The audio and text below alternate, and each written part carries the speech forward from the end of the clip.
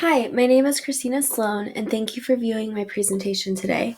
The title of my research is The Impact of Implementing Social Emotional Learning in a First Grade Classroom with Multiple Tiered Behaviors. I became interested in this topic after my first year of teaching in a Title I school district in 2019. Throughout my experience of working in Title I schools, I have noticed that there are many severe and higher tiered behavioral concerns in my classrooms. Many teachers are unprepared or have minimal training to work with students displaying these types of behaviors. Many of the students in these schools come from lower income minority families, and unfortunately, many of them also experience an array of traumas in their home lives. Because of this, I wanted to take a deeper look into social emotional learning, which I'll refer to as SEL, and mindfulness interventions, and to find out if there was a specific strategy to help these students with higher tiered behavioral concerns. For my research question, I wanted to find out how the implementation of social emotional learning affects multiple tiered behaviors when implemented in a first grade classroom. Throughout my research into previous social emotional learning and mindfulness strategies that have been used both successfully and unsuccessfully in the classrooms, I discovered 4 common themes. These themes included stakeholder buy-in, teacher preparedness, intervention continuation, and multiple tiered behaviors. The first theme was stakeholder buy-in. Throughout the research, studies with the most success with social emotional learning had school and parent buy-in. This buy-in from the school and parents helps ensure that there is a continuation of the interventions from the school setting to the home setting, as well as throughout the grade level and subject classes throughout the school. The second theme that I found was teacher preparedness. Programs with increased funding and professional training directed towards its teachers were typically more successful. This was especially true in schools that served a higher population of cultural and linguistically diverse students. The third theme was lack of data on intervention continuation. Consistently, limitations to studies looking into SEL and mindfulness strategies included the length of implementation of these intervention programs and strategies. Although much of the research that has been completed is longitudinal, often there is not enough information to determine how effective these SEL interventions are long-term after an extended period of time. Finally, the last theme was the effectiveness of these social emotional learning and mindfulness interventions on multiple tiered behaviors. Throughout the research on social emotional learning and mindfulness and restorative practices, a common theme arose that correlated with the level of behavior most affected by these interventions. Often, social emotional learning interventions were more successful with students at a lower to medium tiered behavior and less effective with higher level and aggressive behavior. As for my own research, I wanted to look specifically at how these interventions would work in my own classroom, as well as my own ability to implement the intervention successfully, consistently, and in an unbiased manner. There were 25 students in a first grade classroom between the ages of 6 and 7 years old. The school was a Title I charter school in central Glendale, Arizona. This is a kindergarten through 8th grade campus, and although the kindergarten through 2nd grade classrooms are ideally isolated from the older students, the younger students still have a great exposure to some of the more mature behavior that is displayed on our campus by the older students. We also have a primarily Latinx student population with many English language learners and parents who are Spanish speaking only. This often makes a communication barrier, which makes it difficult when dealing with student behaviors. The interventions that I chose to implement included a series of breathing, yoga, and stretching exercises interjected throughout the school day, an inclusion of social emotional learning picture books with accompanying discussions and activities supplemented in our reading curriculum, and implementing an individualized behavior clip chart tracker for students to use throughout the day. The data was primarily observational, although I conducted a self-assessment survey to identify student perceptions of SEL themes prior to implementing the interventions, and then again at the end of the intervention period. The behavior clip chart is part of a school-wide PBIS strategy but I individualized the clip charts so each student had an individual clip chart on their desk to keep the behavior tracking discrete between myself and the student.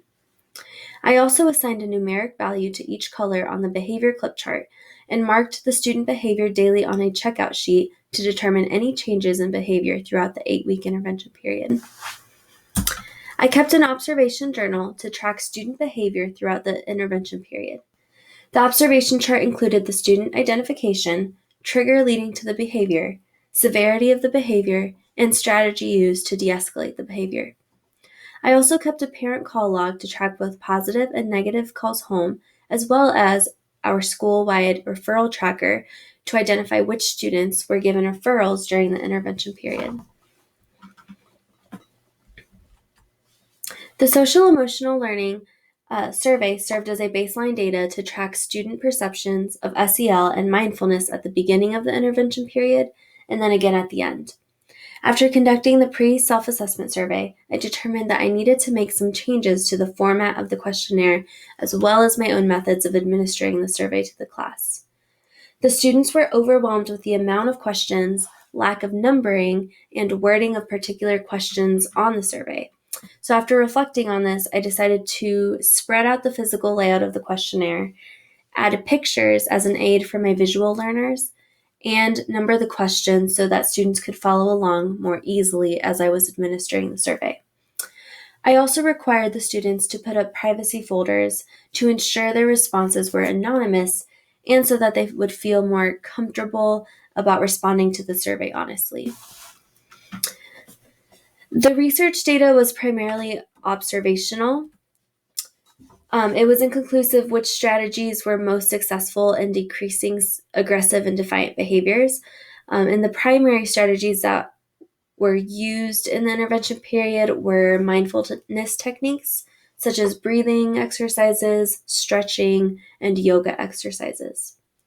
The specific social emotional learning literature and accompanying activities were helpful in facilitating important conversations around emotions and conflict resolution. However, I found that the most immediate effect to combat higher tiered behaviors was from the mindfulness exercises.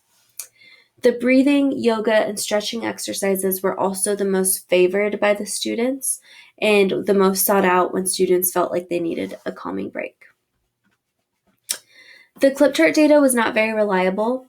After reflecting on the clip chart feedback, I determined that this data was not very helpful because the goal of the clip chart is for students to end their day on the highest acceptable behavior.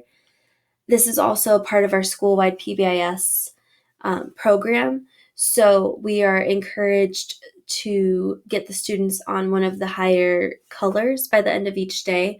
So although this is a great tool for reinforcing positive behaviors, I did not feel that it showed accurate data that reflected which intervention strategies were most successful in diffusing specific behaviors in our classroom. Throughout the 8-week intervention period, almost every student benefited from the mindfulness exercises, and only one student had an escalation of negative behavior during this period. The student received 2 suspensions during the 8-week intervention period for showing aggressive behavior towards other students, myself, and other faculty, as well as receiving 5 disciplinary referrals for aggression, defiance, and using unkind words towards others. After analyzing the pre- and post self-assessment surveys, the results of the survey showed that there was very little change between student response from the beginning to the end of the intervention period. There were 3 questions from the survey that did have a significant change in answer, and those questions were related directly to the mindfulness strategies used by the students to calm themselves. I believe that this result is accurate because as a whole, the class mostly benefited from the breathing, yoga, and stretching exercises that they completed during transitions, between lessons, and then just whenever I felt that the students needed a break. These calming breaks directly impacted students' abilities to engage and focus in a lesson. So when I noticed that students were unengaged in a lesson, they weren't paying attention, or maybe I noticed that behaviors were beginning to escalate during a lesson, I would pause administer one of the calming breaks, and then almost always I would see an immediate effect of students being more engaged and able to follow the expectations much better. Although student perception around social emotional learning did not vary greatly during the 8-week period, I did observe that students were much more comfortable in talking about their emotions and attempting to problem solve conflicts independently. I observed multiple situations where students attempted to discuss their feelings about a conflict, and I witnessed students apologizing or resolving a conflict amongst themselves. For future research, I would like to extend the amount of time where the interventions are implemented in the classroom. It would also be greatly beneficial to extend the post-intervention period to see if mindfulness strategies can be consistently carried on throughout the entire school year and still have that same positive effect on the students. Future studies will also hopefully be outside of COVID restrictions, where the classroom environment is not so limiting. The students started the school year this year virtually, and then we transitioned to in-person learning with many, many restrictions, which added a lot of stress and anxiety both to the students that were returning to the classroom and then also to many of the teachers and staff on our campus. These limitations also limited the way that I was able to administer some of the mindfulness and some of the SEL activities, and I had to change the way that I conducted those activities. There was also a high turnover of students during this 8-week period, so I would like to have a more consistent population of students when conducting this research in the future. Thank you so much for viewing my presentation today.